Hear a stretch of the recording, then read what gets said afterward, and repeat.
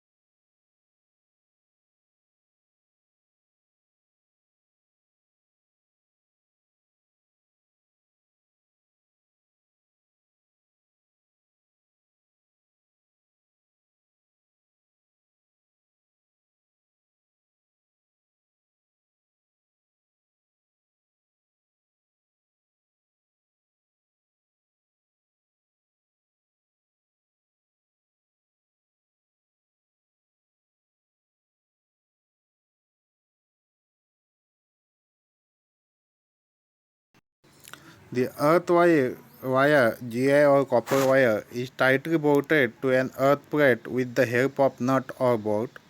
The copper plate and copper wire are usually not employed for grounding purpose because of their higher cost. Earthing through water mains.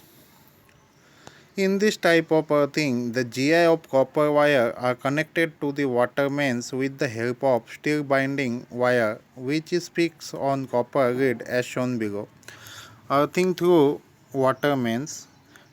Here, water pipe, moisture level, copper grid, salt and charcoal powder mixture, soil, GI wire is component of earthing through water mains.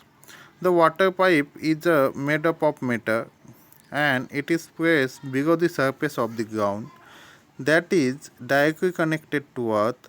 The fault current, the fault current flow through the GI or copper wire is directly get earth through the water pipe.